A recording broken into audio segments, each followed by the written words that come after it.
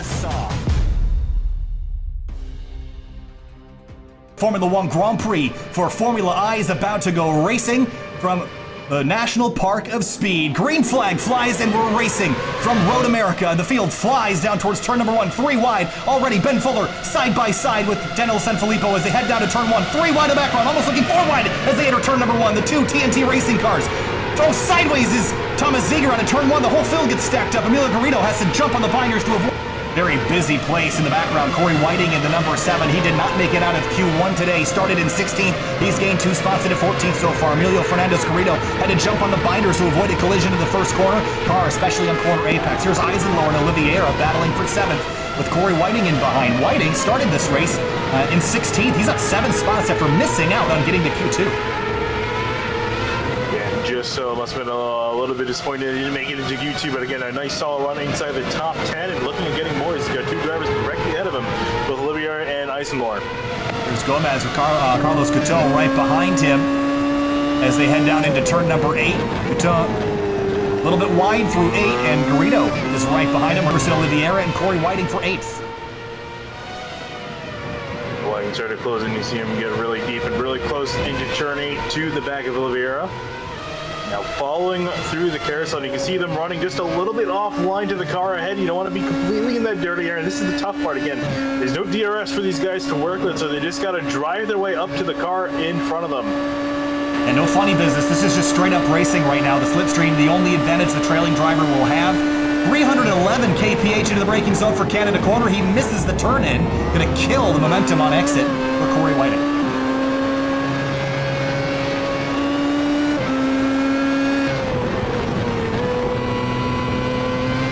That trickle of drivers are just saying as we're approaching halfway. Part of the Whitecoat F1 team, Corey Whiting, the other driver on that team, and I would have expected him to pit on the same lap, but different strategies. Corey Whiting up inside the top 10, might not want to give up position right now.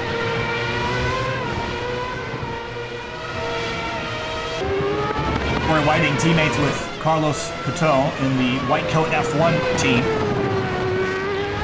And you mentioned starting up in 16th up to 7th.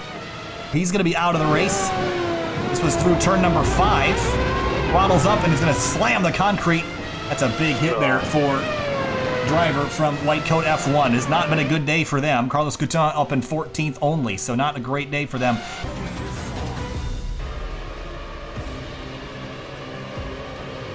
Formula I brings us to every corner of the world, from the plains of Wisconsin to the hills of Australia to the city of Sao Paulo in Brazil. It's the second round of the season in the Formula I F1 World Championship at Interlagos. Welcome to SymTV. My name's Kyle Heyer, joined by Finian D'Acuna for the second round of the 2020 Formula I F1 World Championship, this time from the most populated city on the Western Hemisphere, Sao Paulo, Brazil. 11.3 million people.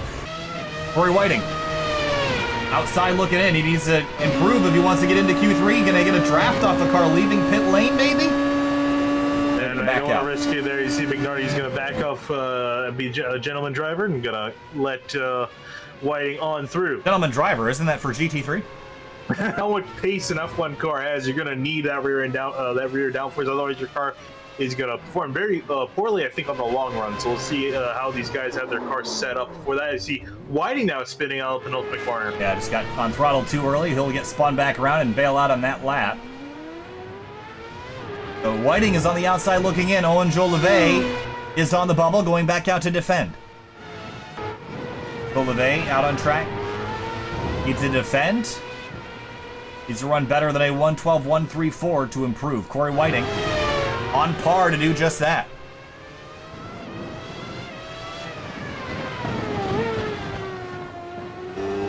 Whiting has just been fighting for the last little scrap of speed, even in Q1, and he jumped up into 9th. We know Whiting's got the pace to get up there. The question is everyone else going to improve their pace to be one spot better than Whiting? Yeah, that's really the big key thing here, is depending on how much these guys are going faster. Because obviously times go lower and lower down, which again, they expect these guys are pushing harder and harder. Across the line. So 1:12.130, good enough for 10th.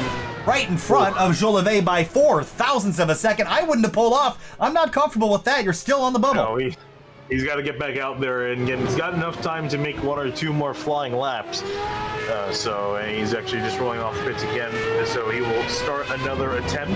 I sort of like having lap or 2 old tires, so I think I don't want to have to re-warm them up every time. I think staying out might have been a better strategy, but we'll see how it pans out for him.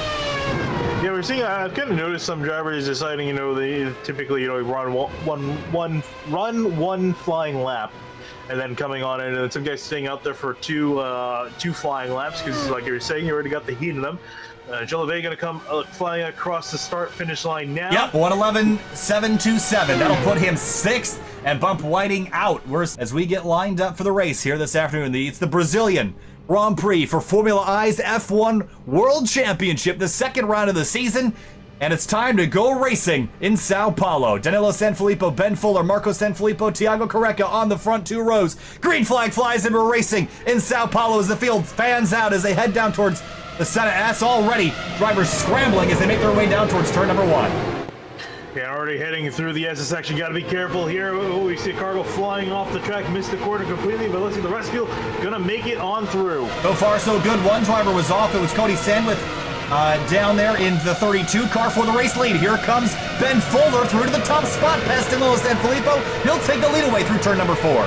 Back deeper in the field, Jordan Sinibaldi in the number 14. Teammate to Jolivet. He's got Carlos Couton in front of him in the number 18 car. Couton started in 20th. He's up 2 spots early in the race. Yeah, already solid climbing forward. They got 2 spots on the opening lap. The race still a long ways to go, though. Got to keep the pace up. But remember, everyone eyeing for the top 10 positions, the points-paying positions, to get themselves on the board. A lot of drivers still waiting to do that after Road America. Even Grabowski right ahead of this group, but Couton runs a little bit wide. Sinibaldi tries to go the long way around. His teammate Jolivet all the way up in 9th place. There's some work for Jordan to do to get there. Through turn 12, a bit of a slow exit off the corner. Behind him, trouble. There's a couple cars spun around. Pedro Gomez, and I think that's also Charlie Bass in the 94. Corey Whiting in the 22. Missed out on Q3 by a couple tenths of a second. He's battling or catching the battle for 9th as Batista goes by Jolivet into turn 1. A bit of a bobble in the braking zone, and all the way out to the edge of the grass down the Senna S. Ooh, and Jolivet going to go around the outside heading to Curva del Sol as he got a great run out of the corner, and now you see Charlie, of course, Corey Whiting in the background trying to make it almost 3 wide heading to turn 4. Isn't Charlie Whiting, wasn't he a F1? Yes. Yeah. Yes, that's why I was getting mixed up. Great battle here, Batista leading this 3-car train. And now you see the arrow push massively hurt Jolivet.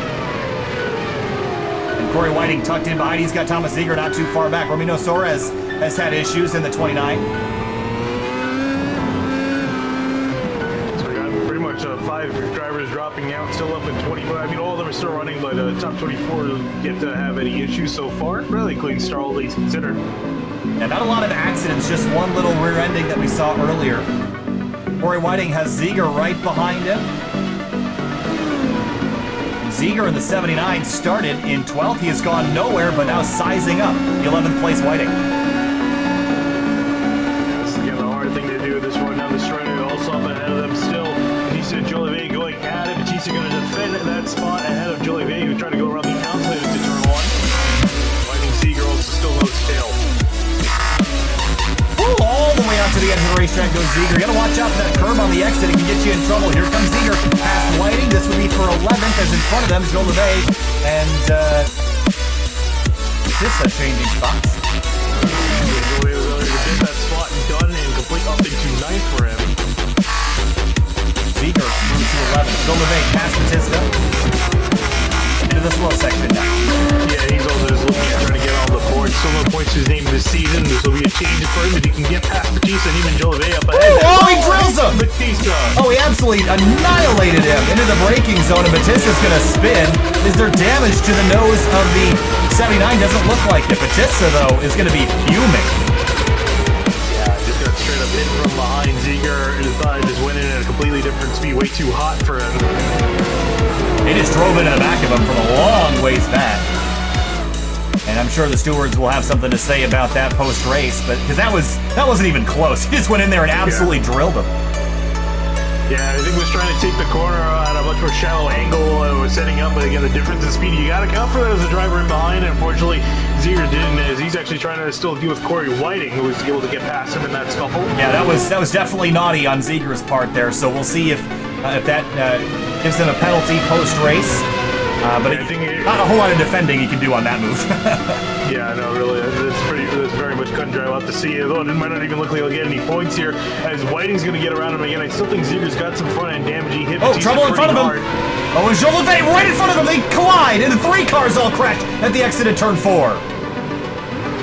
Wow, Jolivet was just recovering from a spin right in front of Ziegler and Corey Whiting, and they all collide together. What a mess that was. Yeah, that was the tough thing. Jolivet was trying to get back up to speed, and he hit with the first gear. These guys have to be very careful because the RPMs get up there. You see the car slip in, and he gets into the racing line. That causes the guys behind him to panic and try to avoid him at the last second. Oh man, and Ziegler and Jolivet both took big hits into the wall. Corey Whiting probably has some fairly severe damage to the front wing on that car. I'm trying to take a look here. It would have been, I believe, the left front. I'm not seeing a whole lot on that car. He might have gotten away with something. He got some damage initially, but the sim kind of repaired it, so I don't know if we're not seeing the true extent of damage. I want to think that he did definitely hit him. I'm not sure the extent of it, let's see, but he's got Olivier behind and Siemens in behind, and they're hounding him. I gotta imagine that car's damage. Look at the amount of speed he's carrying through the corner, or lack thereof. Yeah, Siemens and Olivier are going to get a huge run on him here.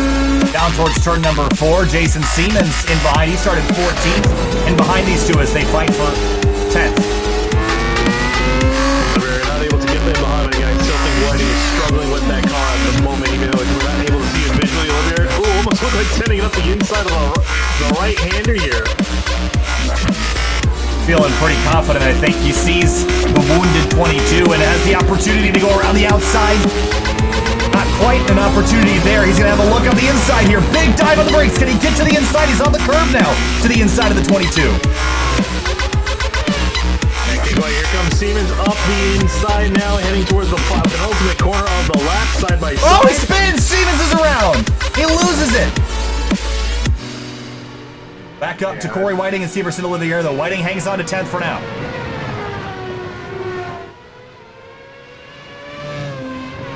To chase him down. Now he can kind of focus. Now he doesn't have to deal with Siemens in behind. He can just focus on Whiting up ahead, who I'm still surprised has actually been able to hold on to the spot. Brazilian Grand Prix. Here's Flavio Clavati. He's got Carlos Couture right behind him.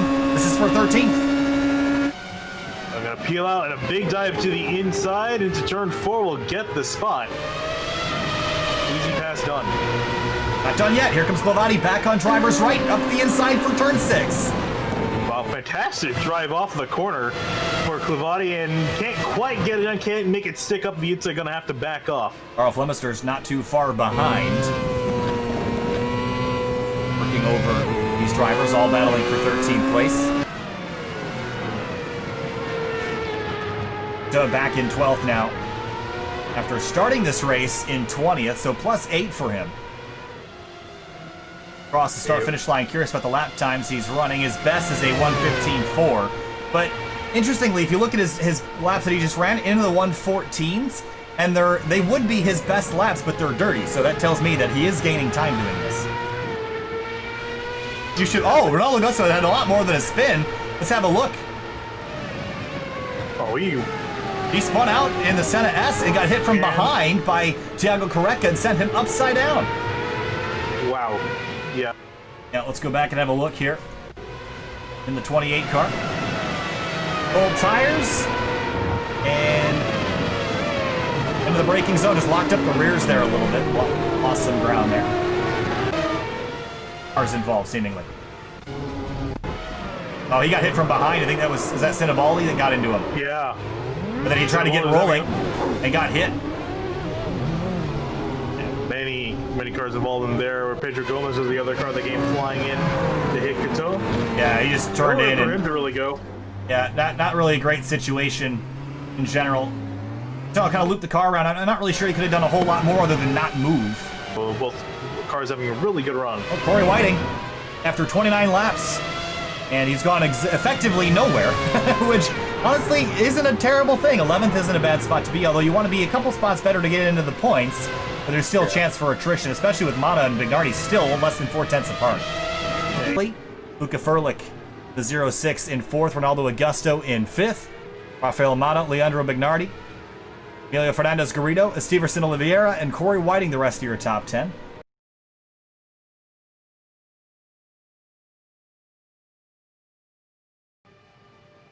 There we go, and 5 red lights. We're away we go, and Sanfilippo got a really good jump there. And a spin of the tires from what looks like Ronaldo Augusto. No, it's Thiago Correca that's going to fall down the order as he was spinning the tires into turn 1. They go fairly orderly start from the front, some contact in the back. Yeah, someone went up in the air, I believe. Rodrigo Galigo, big crash into the barriers. His day's already done. Someone going through the gravel in one of the S's there. I think it was Bruno Canovas who went off there. Oh, that's really unfortunate for him, running really well in the points stand. He's going to fall outside of the points for now, back to 11th place in a very fairly messy start. Oh, I think another car has had some trouble. Steverson Oliveira, he's gone around. Oliveira, he was decently fast, and he's going to drop down the order now. Now he's got a lot of work to do. As the field working through the hairpin now, still some more stuff going on in the background. Corey Whiting actually slammed the back of Esteverson there, so Esteverson's got damage as well as Corey Whiting. Very interesting to watch, all the times being put down left and right. Saw drama in the second qualifier. Someone got knocked out at the last second. F3 was interesting. Saw some big points blows in that. In F1, the F1 race was absolutely outstanding. A lot of great mid-pack action, especially at the very end there. And the race for the win, there wasn't anything going there, but you got to give hats off to the winner there. All right, we're welcome here for the Italian Grand Prix. We got qualifying started for F1. You can hear the roaring V8 engines around here. It sounds really loud in my ear. It doesn't sound loud on the broadcast, but I'm kind of having trouble hearing myself with the engines blasting here through this famous Italian track here. And we got qualifying just started for you guys, so you can catch all the action here. And we'll bring up the ticker alongside so you can follow here as we got almost 30 drivers here lined up for qualifying, much more than we had last week at Suzuka. And again, I think everyone eyeing this track, it can be fairly easy in some cases, but also fairly hard in others, as you saw with the F3 race earlier. Yeah, obviously we're going to see faster speeds. I think we're almost about 207, close to 210 miles per hour going into the first turn for Corey Whiting, who's pretty much leading everyone on their laps right now. So it's going to be exciting. Obviously the F3 race, a bit more spread out than we thought. We'll see what happens in this F1 race. Yeah, Corey Whiting and Luca Ferlich, I believe, are going to be the first two to put laps down. Ferlich kind of in the draft, in the slipstream of Whiting here, trying to get the better run as they go by another car warming up to get their lap going, as Jason Siemens getting in behind the 12 of Whiting here, getting in between him and Ferlich. So we'll see what kind of times the first couple of drivers get down here.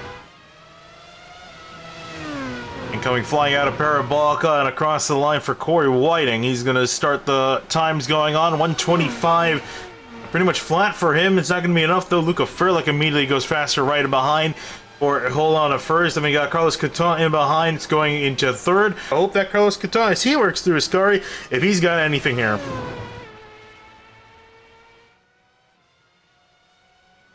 And Corey Whiting as well. He's just come across line. Sorry about that. We'll see, actually, there's someone in, because I have actually the driver's chat on, Alberto Gonzalez Rodriguez. I don't know, he might not have gone out because Alberto Gonzalez Rodriguez, he might have not have gone out right now. He actually didn't know how many people get through to this first round, so unfortunately he's not going to be able to get on track because he was a bit confused there. So hopefully his P14 holds up. He's like we said, a few tenths of good over 16th, but you got to hope that holds up. Danilo Sanfilippo, he's already safe, trying to improve. A 23.3 is not going to improve that time. Pedro Gomez, I think this is going to be his final lap, if anything, trying to put something down. Back to the pits, he's not going to improve. Corey Whiting across the line for him. It's going to be a 124.3, slower than his best time, so he'll have to be out here in Q1. As we get ready for the race, the red lights are going to come on right here. Drivers waiting for them to extinguish to begin the Grand Prix here. Engines revved, and here we go. The lights are out, and off they go. Down into turn one, you're going to see the guys peeling off for their starts. The teammates up in front, leading the field on down into turn one for the first time. Pretty organized start at the front. Maybe not 3 wide for third into the first chicane. That's not going to work, but it did. They keep it saying no! The Sanfilippo drivers collide down in turn one. Not sure who got sent off. And I think that was Marco. Marco Sanfilippo got sent off all the way back down the order as we got the first few rows clean and away. That's not a good start for that team. That's the worst start you could possibly have. The #1 rule for a team is to not take out your teammate, and that's what Danilo Sanfilippo just did. Not just your teammate, your relative. I don't remember what the relation is, but taking out someone you're probably close to. That's not a good start for them at all. And more contact as well. Big amount of contact heading down. Oh, you can still see some guys hitting into each other. Out of a battle going on for 11th place of Bruno Canovas, who didn't have a good start. Carlos Cato fighting with him side by side. Cato trying to get through there, isn't able to make that work. He's all the way up through a couple spots already. See what happened to them.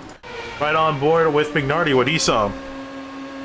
He's looking at the back here. He's just right behind here, just pretty much riding here as he sees him slide, and he seems loose before he even got into the corner to turn in. Yeah, might have been following Whiting on entry, and I think Whiting sent it in too hard. Mignardi did as well, and it's a big thing as a driver. You might think you're not distracted by the guy up ahead, the way they're driving, but you're always kind of subconsciously looking at where they go into the corner. So unfortunately for Mignardi, went in too hot and going to fall back to 9th. Like not, as you see, that's Carlos Cato, I think, again, off the track slow. It is, so he'll continue on. It's not been a good race for the 31 back in 23rd place. Yeah, I can't imagine that Thomas Seeger and a couple... Oh! Yeah, oh my... Whoa! They're dropping like flies now. Out of Lesmo 2, will Seeger go around? He's going to...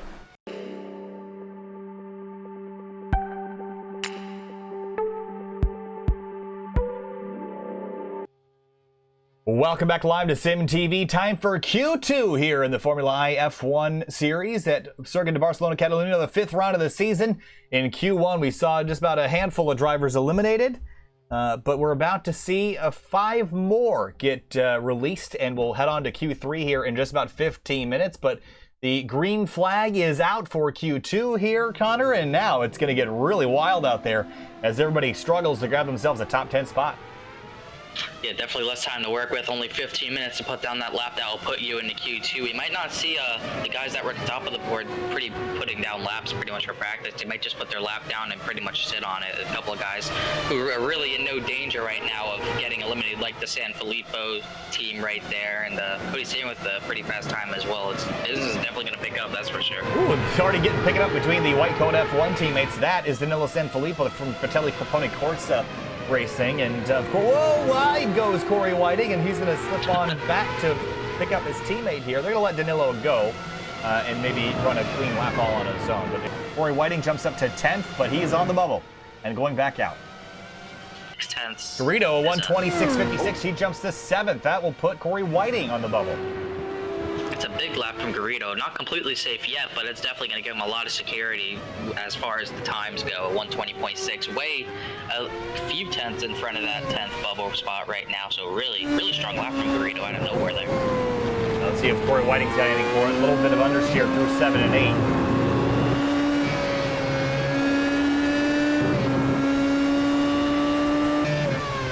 And well over 180 miles an hour. Almost 300 Ks into turn number 10. And now meanwhile for the bubble stop, Esteverson Oliveira came across the line at 121.018. That puts him on the bubble now. He is barely P10. Corey Whiting, the first one out with a 121.084. Cato put down a 116. Obviously wasn't good enough. Put Oliveira on the bubble. We'll see if Whiting can improve. Oh, now he's down to 12th as Woodstrup is out in 11th. Oliveira's 10th. So it's a moving target. Whiting, a 121.359, not good enough. P12, the fight for the bubble is really tight right now. Yeah, Woodstrup is only 6 thousandths behind Oliveira, so that tells me that we are very, very close to uprooting. Oh, and down to 11th. Carlos Cato with but he improves. Oliveira improves to 127.43. He saves himself, and he goes P8. Wow. It is a dogfight for this 10th and final spot there. That puts Carlos Cato back on the bubble just like that. A 120.98 is the time to beat. If I'm Leandro Mignardi or Carlos Cato, I gotta go. And here we go. Gonna be a hot lap this time for the 22 as he starts his lap.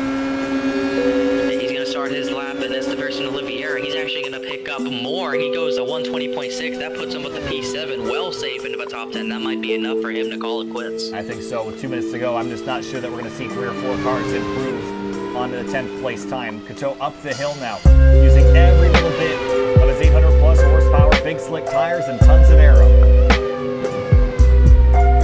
Yeah, he's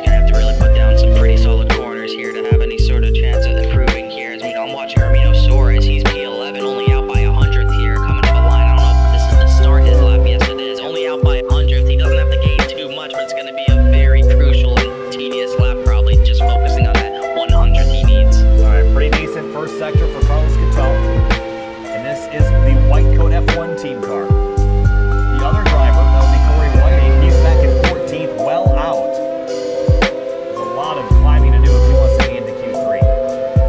Yeah, Whiting is probably going to only have his one lap here. He's going to have only one shot, a 120.5, and just like that, Corey Whiting goes to P6. Out of nowhere, he gets bumped back. And bumps his teammate. Wow. And that's it. Carlos Couteau is going to be out. He's not going to have enough time to go back, so that is it for Carlos Couteau as Corey Whiting goes P6. The car that I'm watching is Corey Whiting in the Whitecoat F1 team. Came out of nowhere in Q2 to run a 6th place time. He could easily end up on the podium with that same strategy. We'll keep an eye on him as well. Cody Sandwith, Emilio Fernandez Garrido getting in by the skin of his teeth from Barcelona. He's out on track right now from the Americas team. Look at the start there. Rafael Mata through the middle. He had a blinding start there. He's going to get all the way to 3rd before we even get into turn number 1 as the two teammates sort themselves out, put Danilo into the front spot. Already a little bit of rewind in the background. Can we get through here? There's one of the Siemens Privateer team cars. Steven Grabowski way out of line, has nowhere to go. But now they get themselves sorted out. Oh, on the brakes a little bit late. In behind him, Corey Whiting, you see closing in. And bringing in Carlos Couteau. Both those cars, the Whitecoat F1 team. Right now, 10th and 11th. Yeah, they stack up 2 by 2 like that. It can really stack things up for everyone who starts catching up behind, as we see Garrido trying to pull away with that eighth position here. Bignardi trying to fend off Corey Whiting, Carlos Couteau up there, as well as Silvio Brizola, Jordan Sinibaldi. All these guys really stacked up all the way back to Woodstrup. Yeah, it seems like there's a pretty sizable group of cars that have been unable to get separated so far early in the going. Bignardi, we talked about, he's still in 9th place, hangs on for now. From the rest of the pack, you just have to be careful with each other. If someone's got a run on you, say if Marco gets to Danilo and he's got the slipstream and he's faster, Danilo just would have to pull over and let him by there. We can't have any sort of drama racing each other for a race like this. Here's Diverson over the air from F1 EPS Silver. Behind him, Stanley Bignardi, Garrido, and Whiting. Whiting just lost the spot to the number 11. That's Garrido, puts him in 9th. Into the braking zone now for the hairpin. The closest battle's still in your view. Bunch of drivers. Oh, Bignardi gets turned around. Right in the middle of the racetrack, everybody scatters left and right. Batista sweeps to the left, and was there a touch there between Bignardi? Oh yeah, there was. Yes, there was. I don't think it was netcode there. Bignardi really missed the corner there and checked up hard, and there's really nowhere for Garrido to really go. Yeah, here's a look. Right there, just checks the middle of the corner. Yeah, I can't. That's a tricky one. Racing incident on my perspective, but we'll see how it's ruled later. Bignardi looped and now down to 18th place. I wouldn't expect that to be a huge issue. It just could be the tires wearing too much. A lot of these drivers might not have been practicing their long run speed, and they might not be used to the tires wearing like this, so they're getting on the throttle. Watch Batista. He almost crashed, and now he's got Brizola charging in from behind with a big run. Here he comes for 10. He's gonna have a huge run there, and he's gonna have to go for it here. It's gonna be a huge run. I don't think there's gonna be any contest, but they are still side by side, not quite. Batista hangs on for now. Brizola backs out of it, but it's Batista still leading a 3-horse race. Batista, Brizola, Couteau from Whitecoat F1 into turn 1. Still watching these drivers all on top of each other, just trying to best not to crash. Whoa! He's around. Oh, that's big time damage. That's it. Keep an eye on Corey Whiting. He's up to 8th now, and he started in 9th, so he's gained a spot here and a spot there. Quietly creeping his way forward. But I will tell you that Batista and Brizola ran faster laps. Actually, a lot of people ran faster laps than Whiting last time through, so I'm not sure how long this will hang on. Yeah, Whiting might have made a mistake last lap. We didn't really see it, but that 31 machine, Wesley Batista in that machine right now, he's looking really strong right now. He's putting up some decent laps. He's getting farther away from Silvio Brizola, he's actually in 10th right now. Brizola is all on his own, getting a bit of a gap back to 9th to 10th. So Batista putting up some decent times right now, trying to go for more points. Corey Whiting, though, feeling the pressure from Batista. This is for 8th place, and it's half a second. Yeah, Corey Whiting really gonna be on the pressure here in a couple laps here at the most probably. Corey Whiting doesn't seem like he has the pace to really hang there. He's probably got about 7 laps to hang on before his one and only pit stop, where hopefully he can get some new fresh tires on it and carry on with faster laps. It seems like he's one of those guys who's really struggling with the older tires. Here's Whiting and Batista. Speaking of racing, this track is difficult to pass at here, Connor, because of all the aero wash that you have to deal with when you're chasing somebody.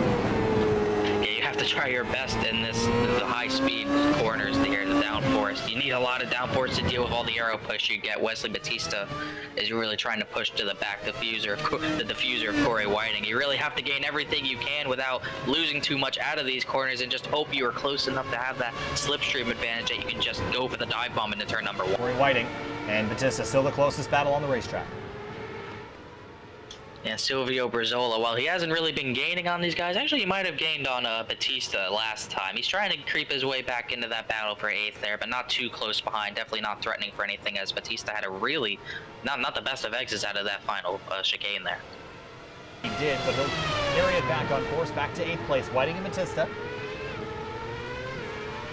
And no changes up front. Yeah, Batista just kind of creeping his way up into the diffuser of Corey Whiting, trying to gain anything he can. It just doesn't seem like he has enough pace on him through this, the rest of the section. He can really only gain on the straightaways, it seems, because of that slipstream. Definitely not close enough for any sort of lunge up the inside or anything like that. So, Jason Siemens is pulled away from Cody Sandwith after Siemens spun around, as we saw there. So, Rafael Matz is way up the road. He's clearing the way for Pete. Laps to go this time by, about 15 minutes worth of racing remaining. How about Carlos Couton, the Whitecoat F1? Ramiro Suarez in the 22. He looped it earlier, started 11th. He's now still fighting his way back from ending up at the tail end of the field, but he is catching that 16th car. Considering he looped it earlier, he's had a really good recovery, like you said, back up to 13th. He's actually still got Emilio Fernandez Garrido behind him in 14th. Garrido a decent recovery after absolutely destroying that car. He's actually gotten it repaired, obviously, and he's... Oh, as I say that, another commentator's curse Garrido goes around. Oh, man. Gotta just stop talking about people. I guess so. I think we should just mute our mics and just listen to the sounds of the engines. I'm sure some people will probably enjoy that. Back to Couto and Suarez. This is the closest battle on the track, 9/10 of a second. Yeah, Suarez has been gaining on him a couple tenths the last couple of laps, way faster than Carlos Couto, setting a good pace. But as he's starting to get into that wake, it's going to be more and more difficult to make up any sort of time anywhere other than that front stretch.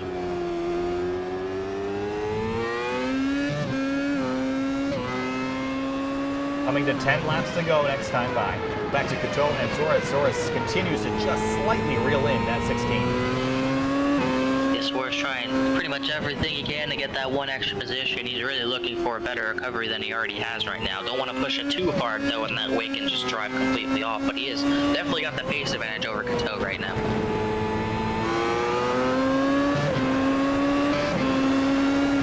little bit of grass on the left front there as he runs out a little wide at the exit of 9. Time as Couto. There's a look. Just got locked up the brakes a little bit too hard. Kind of panic braked there. Back to Garrido and Couto. 0.8 of a second. Yeah, Couto just can't get that. He seems like he's getting into that dirty air, and he just can't really make much time right now. He actually he lost a lot of time. He probably actually lost that position to Garrido last lap when we weren't looking at some point. Actually, yeah, it was this lap where Couto actually lost that position. I wonder where that happened, but Couto's just trying to get right back up to him, hopefully. Then Siemens out of Illinois, Oliveira from Brazil, Whiting out of Florida, another Brazilian in Bignardi, Patrick Woodstrup in 10th, and then Jordan Sinibaldi, 11th place after the trials and tribulations he had earlier in the going.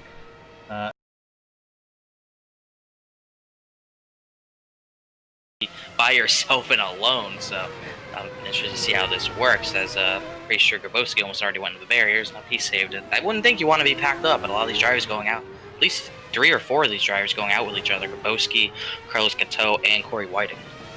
Yeah, we were talking about it just before we went back live, is just seeing the chance of these guys breaking under a minute here, which is, I think, was in the realm of possibilities. I think we might see these guys get into below 1 minute 1, but 1 minute is going to be tough to ask for, but you never know. It's always kind of a thing where these guys, especially near the front, kind of hide their true pace here until the last, until really where it matters most, as we're riding on board with Carlos Couto working his way around. We'll see what laps him and his teammate Corey Whiting can put up here. They'll kind of be the first ones to really set the pace here. Grabowski as well. Actually, Grabowski's in the barriers and around and into the wall is actually going to hold up Patrick Woodstrup's time. Woodstrup might have actually gotten into him there, but it seems like everyone else gets by okay. So we'll see what kind of pace these two teammates right here can put, and see if it's anywhere near competitive for the top San Filippo guys. Well, the ticker here as Corey Whiting going to come flying across the line to start off Q2, at least the time's coming down. A 1:02 for Corey Whiting for Carlos Couton, a 1:03.2. That lap, if he did run it, Carlos Couto a 102.667. Again, not improving, not giving himself any security. Couto actually just improved a 102.126. That puts him up to P8, and that puts Charlie Bass and Steven Grabowski on the cut line. Couto by himself with a 102.126 on that cut line. He's trying to put down another lap as puts just Cody Sandwith and Flavio Clavati behind him. See if what Clavati puts down. Couto doesn't improve, might be a hot lap. Clavati puts down also a hot lap, so a lot of these drivers just finally they're getting their final laps in right at the depths. Yeah, clearly right at the very last second here. Looking at Corey Whiting here as he comes onto the front straightaway. He's going to start his lap and lead everyone down to start their laps as well in behind him. See where he's going to end up here at the end of qualifying. I am really curious to see we kind of know who's going to be on the top two stops of the podium, but who's going to be that third stop is going to, I think, be the interesting part of this race here. We'll see. And even the top two stops aren't guaranteed. We've seen Marco and Danilo make mistakes here and there throughout the season so far, so anything's up for grabs at the moment. Yeah, it's definitely no guarantees. You just really have to stay out of trouble. It might not be about sheer pace here today. Having the speed might help, but if you don't keep your car clean, it obviously doesn't matter. As like you said, those San Filippo guys have made mistakes here and there. Got the lights revved up for these drivers, and we're off and away here for the Grand Prix of Long Beach. And Lindsay was talking about it in the chat. He's not good at starts, and there he goes, just like that. Right down the order he goes. I think about battling for 6th now, side by side with Emilio Garrido there. And just like that, his pole position there is gone, as there's a bit of contact in that turn 1. No big wrecks there. Charlie Bass had some sort of issue there. Yeah, heading through turn 2 now through the fountain section. Big lockup from some drivers, but we make it through in one piece. Trying to chase on Corey Whiting for the final step of the podium. Yeah, and he better battle for it quickly, because if Ben Lindsay shows the same pace, even without a setup, if he shows the same pace with that race setup as he did in qualifying, he's going to get up there to battle for that final podium spot. The race for the win might already be gone unless he can show some true pace or maybe get a bit of luck on his side, but we know he's got the pace, whether he's got a setup or not. He's just got to show it here with these two ahead of him. And Jones being hit by Whiting. You see Sam get very, very close to the tire barriers there. Barely, not hitting them, but getting very close. That's another thing you got to be considerate too. Being at a street course like Long Beach, you have to be careful of these walls. Can easily give you wing damage. You see Sam with the great one. Big dive to the inside of Whiting. Gonna wheel him out of the way. That was an extremely aggressive move and will get the spot. Definitely showing some muscle there. I usually show a muscle just going faster than the guy, but he showed some muscle with his car there. Maybe a bit of a, not a bump and run, maybe like a front wing and run. Not sure there, but definitely a bit of contact there. I don't know how that will be ruled, but it was definitely an aggressive move, but it got him the spot. Yeah, and there's some damage to Whiting that he got from the contact. You can see it right there on the right side of the wing. We'll maybe get another shot. The right wing a little bit more dinged up than the left. Kind of hard to tell from the onboard, but it is damaged. So yeah, we'll see if any ruling is done for another lap. Oh, this is really close between Garrido and Corey Whiting. This is for 5th place. So a lot of solid battles going on inside the top 10. Really 3 or 4 to be exact. Car back up good as new. Looking at Corey Whiting as well. He's running in 5th. Oh no! Man. Just as we were looking at him, goes flying hard into the wall. That was a pretty hard hit, and now here comes Garrido all over him. Oh, Garrido hits him! Of him.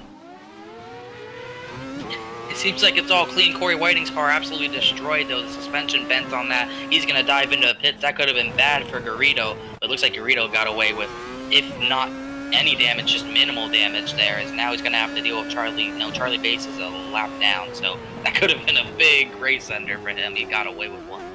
Yeah, just a lot of unders here for Whiting. Going to have to try to hopefully get by Grabowski, or maybe we'll see if Grabowski stays on track trying to hold his position for a bit longer. The gap for 8th are just inside the points. Also, Carlos Couto.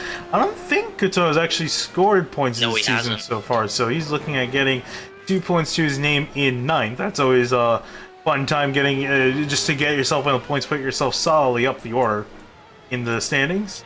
Corey Whiting's actually, and he might have gotten just more damage. He's back in 7th. Already had issues. Corey Whiting up pit road. Clavati's going to take over 7th, so even better points, I believe, right here. Fernandez Garrido did come out in 4th, so even better than I thought. He's going to get good points now. Whiting? He's 2 down now. His Whiting almost spins out of the final corner. Think about that. He's 9th place. Corey Whiting's in line for 2 points still, and he's 2 laps down. Imagine that. So he actually he pit. He's got a new car, so that's why he's back down to 11th, trying to chase down that final point from Carl Flemister. And it's been a fortunate day for Whiting. Had a chance of getting some solid points because he started in 4th place, but now out of the points in 11th. And as you mentioned earlier, doesn't really have a shot to chase down Flemister unless he makes a mistake to get a point to Whiting's name. So he's going to have to kind of settle in here for the end. Oliviera 5th, Woodstrup in 6th, Flavio Clavati 7th, Carlos Couton in 8th, Alberto Rodriguez in 9th, and Carl Flemister getting the final points paying spot.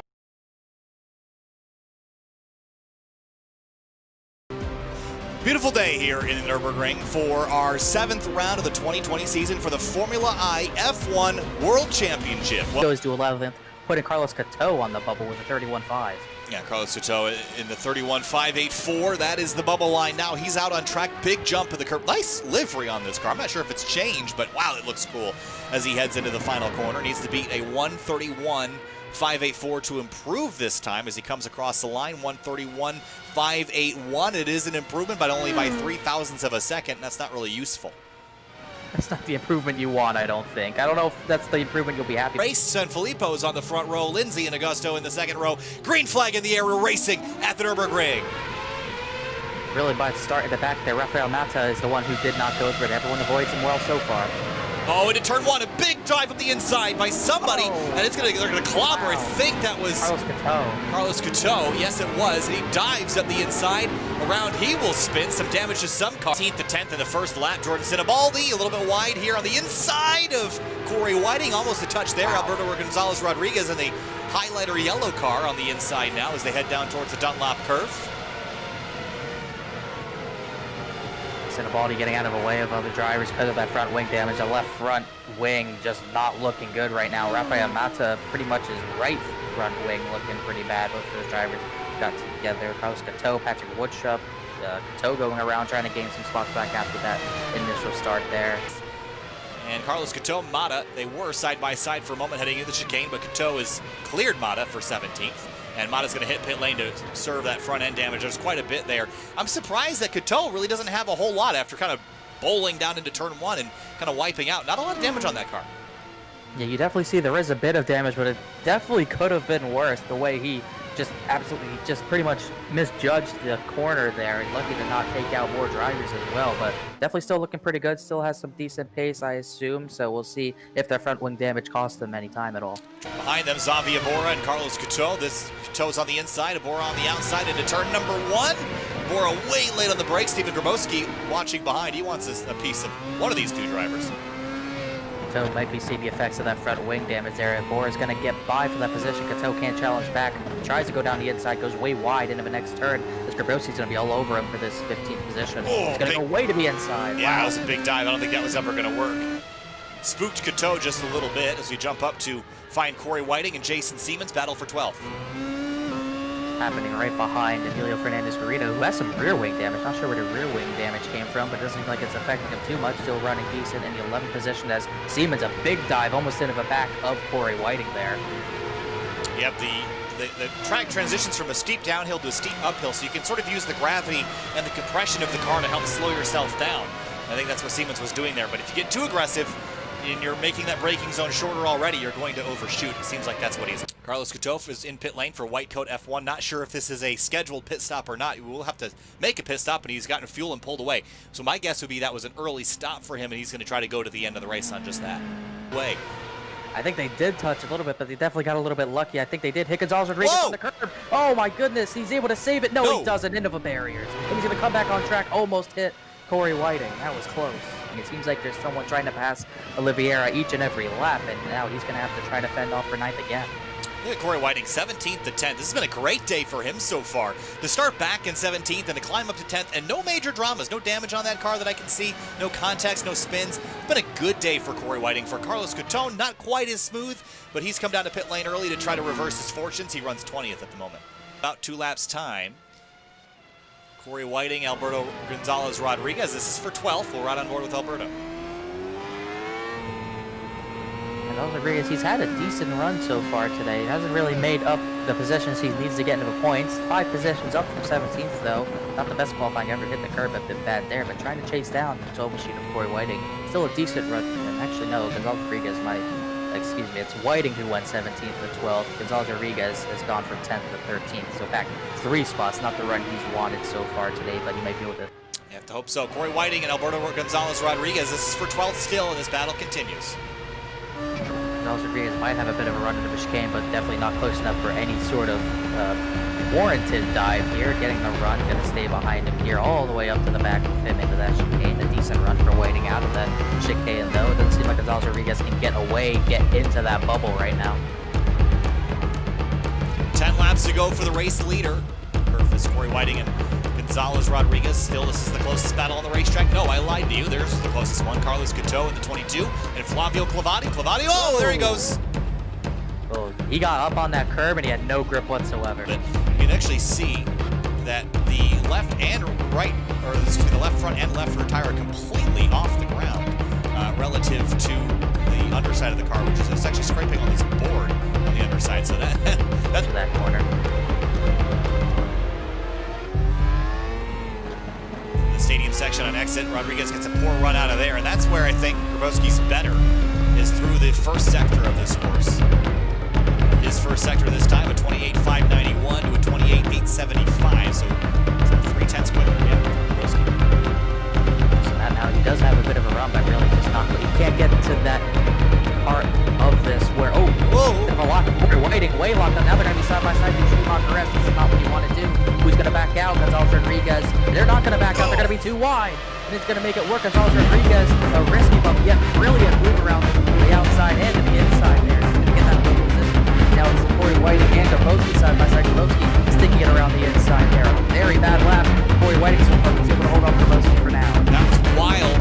Rodriguez is through to 11th now. Grabowski has to get by Corey Whiting. He's going to have to run up into the chicane side by side. Dive on the brakes.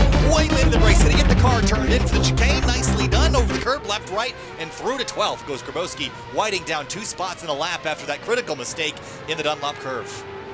Only for 11th, but that might be the move of the race from Gonzalez Rodriguez for himself there. I don't know. I'm trying to see. He did get a lot of points at Long Beach. He's going to do a good job again. And Jason Siemens finally back into the points, but not too far in front of Corey Whiting, who mounted a very late charge. Whitecoat F1 just misses out by 0.4 of a second for points.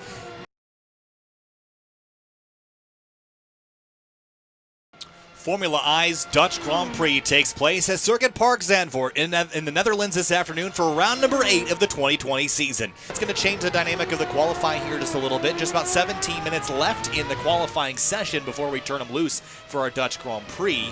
But just like we saw in the F3 race, do you think it was chaotic because people knew that there was only 2 drivers that didn't make it into the points, or do you think it was something else that caused that? I honestly think it was something else that caused that. I mean, the guys that started really the whole chaos in that race were the guys that were at the front, pretty much guaranteed big points if they just kept it on track, and they really just pretty much put everything out the window. And it wasn't just that first lap. We saw that type of chaos carry out all the way to the very end of that race with people going off when they really shouldn't have. Go around and jump on board Corey Whiting.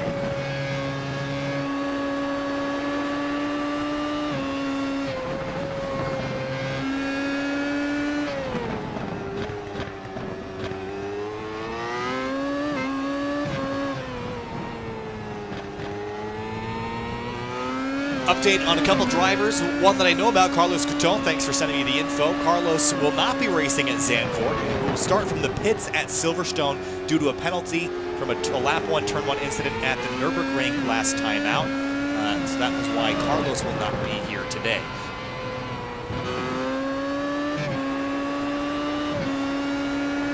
Right on board here for the first 2 sectors as well. Notice how much faster we're going here, though, Connor. The speeds that we're carrying compared to the F3 cars, we're running 22nd a lap faster times, so a lot more downforce being utilized. This track all of a sudden becomes very, very quick, where the F3 car is just moderately fast. And we saw the drivers in F3 kind of struggling with the lack of downforce they had. A lot of times coming out of the corners, they just couldn't get the power down. It's going to be much easier in these F1 cars, a lot more downforce, a lot more control over where your car is going, especially when you go to a downhill sort of fall like Corey Whiting just did through those sets of corners. It's almost like a roller coaster ride when you're going around a track with this much elevation change. And carrying well over 250 Ks around most of this track. Then you slow down for the middle sector there. Corey Whiting 4th in qualifying. Danilo Sanfilippo back on the racetrack right now. And drivers going for glory in the Netherlands. Green flag flies. We're racing at a slow start for one of the cars in the back. That's one of the... Down into Ronaldo Gusto, bad start there. The 3rd place car down into turn 1. In trouble for Corey Whiting. He's off in turn number 1. I think he was the one who got into Augusto, and his car just wouldn't turn into turn number 1 straight into the tire barrier. His day pretty much already done. Well, Ben Fuller started 5th. He's up to 3rd place already as they chase the Sanfilippos down through turn number 6. Luca Furlick and Cody Sam with the Team Furlick cars 4th and 5th on the opening lap. Corey Whiting already out by the looks of it. And what a dramatic start as we saw in the F3 race.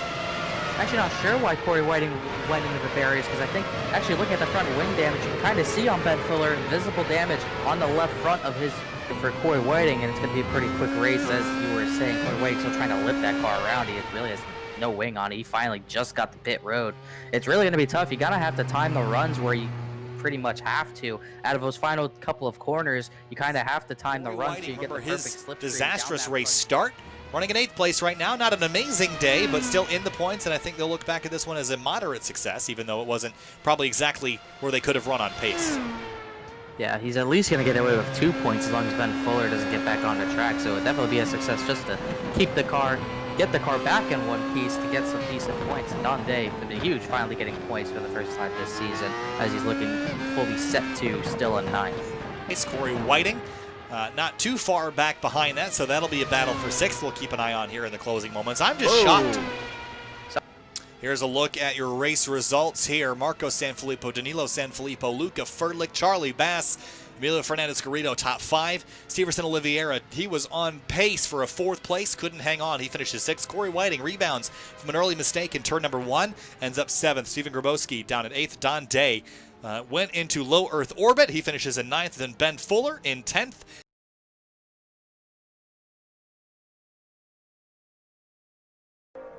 It's the 9th round of the season in the Formula I F1 World Championship, and it's time to head home to the site of where Formula 1 all began. England and Silverstone in the UK, and qualifying is underway for our 9th round of the season. Certainly did, and with qualifying concluding for Q1. Corey Whiting might get one more lap to finish here. Don Day spins out of a final corner into the barriers. Doesn't matter. He's already through, so he definitely has a virtual backup car. On the binders for Corey Whiting. Ooh, a little bit late. Throttle back up across the line. Corey Whiting. Will he improve on a 131.801? He will not. And I think he just missed out on starting another lap. So that is it for qualifying for Q1. We'll be back in a moment. Up Corey Whiting, the first one to lay down a lap time, a 1:31.089. Pretty good time, honestly, but Danilo Sanfilippo goes a 1:30.215. That's the fastest lap we've seen today. I think Marco and Danilo, Danilo just got on track with like a minute and a half to go, so it's going to be close whether or not he gets to have another shot at the better time here. A little wide for Corey Whiting at the exit of Copse. Runs down to Maggots and Beckett's. Xavier Mora, probably not the greatest showing here. He's about 2.5 seconds off pace from the top spot. Yeah, just really can't do much here. Trying to get one more lap in. Our 9th round of the season, the F1 British Grand Prix from Silverstone. Danilo, Marco on the front row, teammates up front, green flag in the air, and we're racing from Silverstone. Oh, they're already banging doors. They're already 3 wide. Furlick up the middle. They bang side pods there. Marco Sanfilippo with Furlick making contact. But he's got to spin way in the back of the pack there as Furlick really sends it into turn 3 there. He's got the inside. Luca Furlick through, and it's Carl Flemister that had looped around, but Furlick is through to the lead. Marco Sanfilippo gets pushed back to 2nd. Cody Sanwith to 3rd, and an amazing start by the Team Furlick cars as we run down towards. Here comes Sanfilippo. Driver's left down towards left field. Oh, that's a big squeeze. You can tell Furlick kind of thinks this is for the win. They almost basically wrecked before they even made a turn. Marco Sanfilippo, good move. Oh, Danilo almost got into the rear of Cody Sanwith. He goes wide. That leaves room for Bruno Canova, says Cody. Sorry, not Cody. That's try to see, that's Danilo running a bit wide there as Marco barely got the lead back. That was almost similar to the Singapore Grand Prix. Max Verstappen, the two Ferraris, Vettel and Raikkonen. It's kind of similar to that. Out of nowhere, I didn't even expect them to be 3 wide. Furlek just got such a great jump, but he couldn't hold it. Corey Whiting and Jason Siemens only 0.3 apart. Now that's for 6th. Yeah, one thing that surprised me on that initial start, Danilo, they were 3 wide in the turn 1. Danilo was, I think, the one who really backed out of all that. It kind of costed him. He dropped through the order. He's back and forth. He's going to have to, you usually see these two Sanfilippo teammates 1-2. It's going to take him a bit of work to get back up there. Yeah, big lockup for Jason Siemens. Oh, is there a problem for Cody Sandwith? He's slow. I'm not sure. I thought I heard him say something, but I couldn't tell what he said. He's pretty slow. I'm not sure what happened. He's really going to hold up Corey Whiting and Jason Siemens here. That was very strange. Last time by, Luca Furlek was 0.2 faster than the race leader. Corey Whiting and Jason Siemens tracking down Cody Sandwith. This is now for 5th place, so a driver that was running 3rd dropped 2 spots in just about a quarter of a lap. I'm not sure what he said. Something on the radio. I just don't. I couldn't hear what he said. He told him to go by. I don't know what the problem was, but he seems back up to speed. But it cost him a lot of time. But Carlos Couteau, remember, he started tail of the field. Here he is running inside the top 12 for Whitecoat F1. And trying to catch his teammate up in 6th, that would be Corey Whiting. It'd be a good return for him after the suspension and the penalties and all that to get some points here. Already a good climb up 5 spots, as you were saying here. He's going to have a lot of work to do, though. The more these tires wear, the worse that aero push is going to get. And it's going to get even worse once he gets to Woodstrup even closer here. And going back to Carlos Couteau, who's having a spectacular run so far. From dead last on the grid inside the top 10. Been staying out of trouble today, and now has his eyes set on Charlie Bass just up the road, 1.4 seconds. He's bringing Javier Bora with him. Those two kind of setting similar times last time through, kind of dragging each other up to the rear diffuser of Charlie Bass there for that 8th position. More points on the line, always more points on the line. Bruno Canovas, Jason Siemens not too far up the road themselves. I think Couteau's in a really good spot, but he's going to let Bora go on by. Spot Carlos Couteau, Severson Oliviera. Couteau's starting, his pace is dropping, a 136.0 last time by. Oliviera 134.6. Not sure what's going on with the 22, but he was as high as 9th and now seems to be going the wrong direction.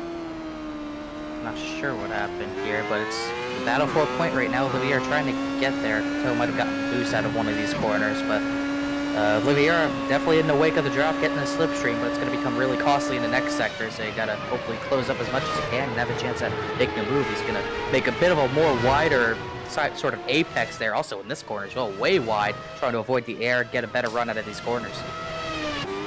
Oliviera now only about 0.4 behind Carlos Couteau as they come along the front straightaway now to complete lap number 10.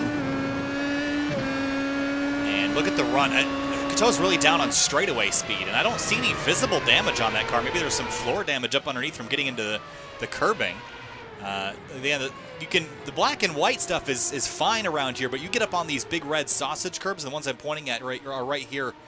Those are the ones you want to avoid. They will destroy the underside of these cars, and that might have been what happened to Carlos Couteau, because he just seems like he either missed the setup with straightaway speed or he's got damage. Yeah, I'm not seeing anywhere where he even got into anything or anyone. I don't think he has any damage. He just, I don't know. I think the tires might have just been maybe wearing off a bit too much. He just let Javier Bora by a few laps ago. That was why one of his laps were a 136. I'm not quite sure. You can't really get away from Oliviera. Oliviera might just have the same pace as him now. If he can hold the inside lane here, at least for the left-hander, he'd be okay. But Danilo's going to go around the outside, completes the pass. What a move there. Oh, there's going to be a touch! Oh, that's not right. And Furlek loops it! Go around. No, Sanfilippo saves it. It's Furlek who goes around out of all that. And he joins right in front of Corey Whiting. Wow. Able to keep it straight, though. My goodness. Lots of drama there.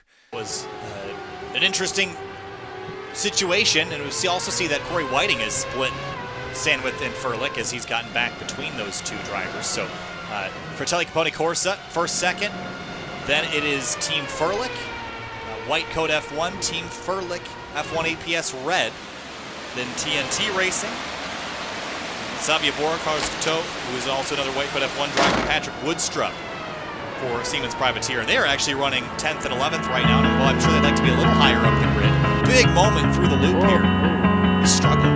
Oh, man, yeah, those rear tires. Oh, man! Oh, they're going to touch! Oh. And it's going to be big damage for Cody Sandwith. Neal's going to try to get it going. It's going to break. Look at the run Corey Whiting's got. Where's he going to go in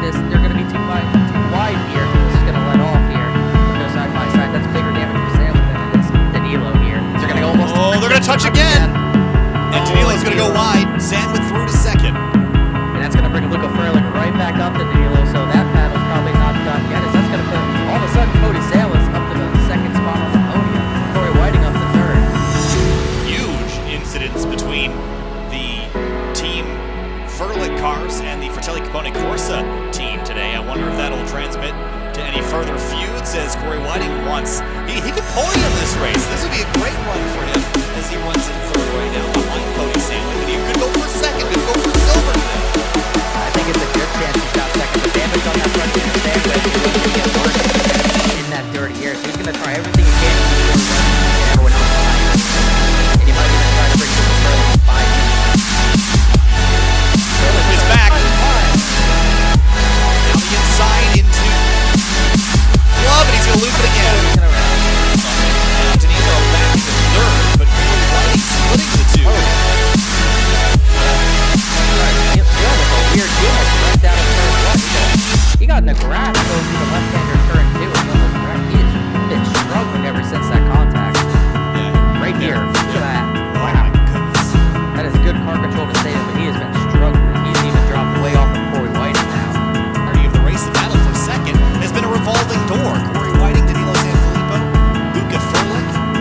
I mean, and also throw in Cody Sandwith in there. I mean, it's just been a revolving door of contact and pressure. And then there's another car off. Is that Don Day.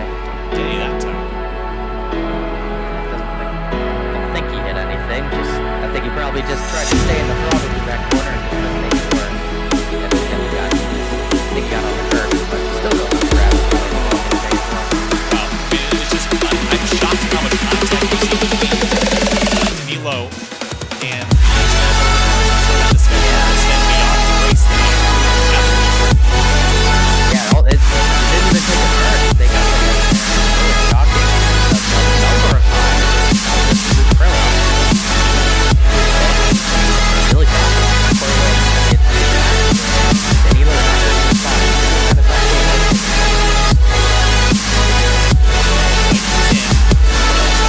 Stays out. Let me talk about how awkward, sort of awkward of a pit lane it is. Kind of odd. Kind of just enter there, and you still have to go around a long way. It's a very long trip to get to your stall. It's definitely a Formula One style pit road where they have kind of like a chicane on entry to slow cars down, and then the pit exit you're actually downhill. And actually we're right on board. Oh, Cody Sandwith, Corey Whiting. They're actually battling. Are they battling? Sandwith just went really wide. I think that's for position. They almost got together there. Whiting's way wide here. And this would be, I think, eventually a battle for second place. So they're going to fight hard for it. Oh, he's got a big run. Well, now with the cars fixed, I think Sandwith will be right back up to pace. He had damage before. Now the run down, Sandwith will make that pass look easy. But this is why I don't like Danilo staying out, because he's just bleeding off time with the damage he's got on that car. He should come get that wing replaced and be right back up to pace. Jumping back up to third, Corey Whiting sitting on and ready for a podium, but Danilo Sanfilippo would like to deny him that today as we come around to 12 laps to go next time by. And Danilo wants to get himself back on podium. It's been a troublesome day for him, but still in contention for a top three. I think that shows how fast that team really is. He's had so much trials, turbulations, all that, so much drama, especially with the Furlick cars, and he's still in line for a potential podium if he could just get by Corey Whiting. Cody Sandwith is getting away a little bit. He might even be out of Corey Whiting's grasp for slipstream here, but it just shows how fast that team is that Danilo is still in contention for a top three here. Where it sort of looked like Katie Height might have been able to get the lead, but Peltomaki fought back, got the lead away. Sort of the same thing. Luca Furlick was able to battle for the lead, actually cleared Marco Sanfilippo, but Sanfilippo fought back, was able to get it back. Sort of the same thing in both races. A battle really early on pretty much dictated the rest of the race. Whiting really feeling the pressure now from Sanfilippo behind him and into Luffield. Watch that right foot. It's so tempting to get that foot down harder on corner exit, but you risk chucking your car into a mess. It's really the battle for fourth that has heated up. It already has heated up. Danilo has gone by Corey Whiting. Third and fourth, Danilo has gone through. Corey Whiting drops back. Oliveira heads to pit lane, unsure exactly what. Well, pretty much the whole pack, the battle for the podium still brewing here. I thought Sandwith was getting away from Corey Whiting, but Danilo has pretty much drilled him completely in here. He's got four drivers who really 5 drivers even who can still fight for this podium position. Yeah, He's got a big run here. He's going to go driver's right. I think this is, I mean, with 10 laps to go, there's still kind of a lot of time left, so I think he'll be able to get this done. But Corey Whiting is being dragged into this, so if these two have issues, again, we saw contact earlier in the race. I'm sure Danilo's probably gotten over it, but you have to wonder. There's always that, as an announcer, in the back of your mind, are these two going to continue the fight that they had earlier in Lufkin? We'll have to see Danilo get really wide there in the dirty air. Corey Whiting trying to take advantage of that slip up as he's here going to be actually going to be Corey Whiting who might be on the attack here. Loses a bit of time there. Danilo got a really good run for the tail end of Maggots and Beckett's. Here he comes down towards Stowe. Sandwith's going to force him to go the long way around here.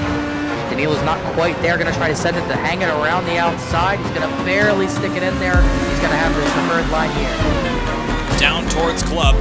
Drivers left, Danilo on the inside. Sandwith goes a long way around, side by side for second as they accelerate out. And this will be really dicey. Oh, he runs wide. Really good job, Corey Whiting, able to take advantage, get back up into the podium with the 3rd position. He might still be able to get the Danilo. It's going to really send it into turn 1. Look at Bruno Canovas in this all of a sudden. Canovas right on the tailpipes of the 32. Danilo overshot it. Going to be back too wide. Bit of a send there by Sandwith. Corey Whiting's going to have the run. Spectacular race for a second. Danilo, Bruno Canovas. Oh, they're off the racetrack. Holy cow!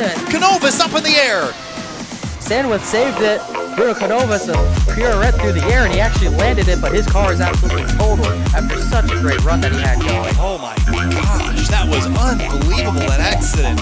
I've never seen anything like that. No, that is insane. He landed it and everything. Oh, look at this. My goodness. Then 3rd place, Corey Whiting has slid himself in. Then Lucas Furlan, Cody Sandwith 4th and 5th. It's been a disastrous day strategically for the Team Furlan cars, but they are still inside the top 5. Jump back to 6th place, Xavier Bohr. Carlos Couteau. Bohr was a little slow that time by 137.0. Couteau's 135.7. And Bass, Siemens, and Woodstruck all slower than that. Potential damage on Bass and Siemens. Last lap from when Siemens went around. It just seems like it's always something with Jason Siemens. Unfortunately, because he has the better pace. He really has better pace. Usually almost close up into the top 5 almost every single race. He has a moment here or there where he just loses the car and he doesn't do that. It's really tough for him to keep the car under him.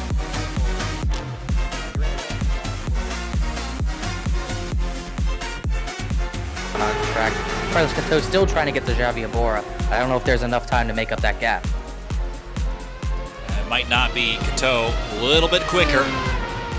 And they've got about half the lap remaining. Danilo Sanfilippo, final corner for him. And across the line, he will follow his teammate onto the podium. Corey Whiting, what a drive for him. He will end up on podium in the Whitecoat F1 number 12. And Carlos Couteau, how about this? Started dead last, finishes in 7th. Carlos Couteau, the other Whitecoat F1 car, I think they're going to be really happy with their day. Back live on SymTV for the Formula I F1 World Championship post-race interviews here now with Corey Whiting in the number 12. Brings home the Whitecoat F1 car on the podium for the first time this season. Corey, we were just talking in the break about how chaotic that race was for many different reasons, but you got to be thrilled with the podium finish after all the chaos that happened around you and in front of you today with Team Furlick and Fratelli Capone Corsa. Oh, absolutely. It was intense. Whitecoat's been working really hard to move forward in the field, and I think that it's starting to come around for sure. Looking ahead at the schedule, we've completed 9 rounds now. We've got 6 remaining. We head to Circuit Villeneuve in Montreal, Canada in 2 weeks. Then Detroit, Bathurst, Coda, Imola, and Spa. So a little bit of everything. My big question is about Bathurst. That's a wild one coming up on the schedule. How much preparation goes into a track like that? And are cars going to stay on the ground there is my big question. Well, yeah, I think they'll stay on the ground. I think that with the new tire model, that tire management is key. I think that's what really kept me up front today, as I think they were struggling with some heat in the tires a couple of different points in the race. So at Bathurst, we're going to pay attention to that, and we're going to try to stay off the walls. Well, that's certainly a good plan. Hey, Corey, congratulations. A really strong run for you, that Whitecoat F1 team. Your teammate also went 17th to 7th. So congratulations on that, and hopefully we'll talk to you again at Montreal. Thank you so much. Looking forward to it. All right, thanks, Corey. And with that, we'll jump back to finish up things here with Connor Horn, of course. Connor, Corey was pretty thrilled with this. I asked him a little bit about Bathurst and what he was expecting for that one, but I'm pretty happy with the racing we saw today. It was a little bit of drama, kind of looked more like a NASCAR Martinsville race than it did a Formula One race, but at the end of the day, still a really cool race to watch.